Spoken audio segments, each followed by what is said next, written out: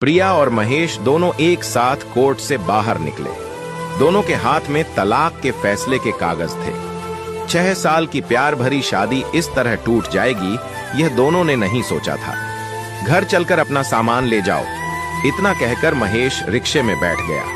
प्रिया भी उसके साथ ही उसी रिक्शे में बैठ गई। उधर प्रिया की मां गाड़ी लेकर खड़ी थी। वह प्रिया को पुकारती रह गई। रिक्शे में बैठते ही प्रिया ने कहा, लो तुम्हारे गहने ले लो। तुमने कोर्ट में लेने से मना कर दिया था, मगर मैं नहीं रख पाऊंगी। महेश बोला, रखो अपने पास, बुरे दिनों में यही काम आएंगे।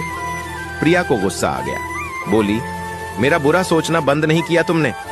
वह उदास होकर बोला, बुरा नहीं सोच रहा, बस बता रहा हूं, ये तुम्हारे भाई भाभी और बहन जीजा ज्यादा दिन तुम्हारा साथ नहीं देने वाले। अभी तुम भोली हो, ये दुनिया बहुत जालिम है। वह तुनक कर बोली, इतनी ही फिक्र थी तो तलाक क्यों दिया? वह बोला, तुम्हारे घर वालों ने दहेज के मुकदमे की धमकी दी थी। क्या करता? अगर मुकदमा लग जाता तो सरकारी नौकरी भी चली जाती। वह 1 साल बाद महेश से रूबरू बात कर रही थी। किसी ने प्रिया को मौका ही नहीं दिया उससे बात करने का। इतने में प्रिया के बहन और जीजा ने रिक्शे के आगे गाड़ी लगा दी। बहन बोली, प्रिया, रिक्शे से नीचे उतरो और गाड़ी में बैठो। प्रिया चुपचाप उतरकर गाड़ी में बैठ गई। फिर वे लोग महेश के घर पहुंचे। महेश के परिवार में कोई नहीं था। उसका इस दुनिया में प्रिया के सिवा कोई नहीं था। आज प्रिया भी तलाक लेकर पराई हो चुकी थी। महेश कमरे में जाकर सोफे पर पसर गया। बोला, जो चाहे ले जाओ, और कोर्ट ने 30 लाख देने को कहा है, वह भी लोन लेकर जल्दी दे दूंगा। प्रिया के बहन जीजा, भाई भाभी और मां सब मिलकर घर से सामान बाहर गाड़ी में रखवाने लगे। प्रिया फिर से महेश के पास आ गई। उसने देखा वह रो रहा है। वह बोली, अब क्यों रो रहे हो? जब पीकर हाथ उठाया था मुझ पर, तब रहम नहीं आया था? महेश कुछ नहीं बोला।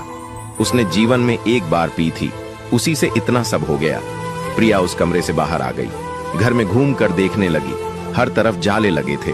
कितना साफ रखती थी वह घर को। ये घर उसके सपनों का घर था।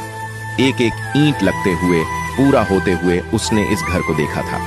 घर की हर एक चीज उसने बचत करके खरीदी थी। वह फिर से महेश के कमरे में आ गई। पता नहीं क्यों उसके पैर उधर चले आते थे।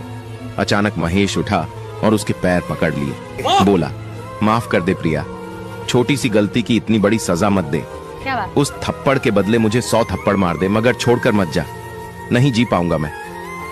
शोर हुआ तो प्रिया की बहन आई और प्रिया को पकड़कर कमरे से बाहर ले जाने लगी। प्रिया ने हाथ झटक दिया। क्या बात है!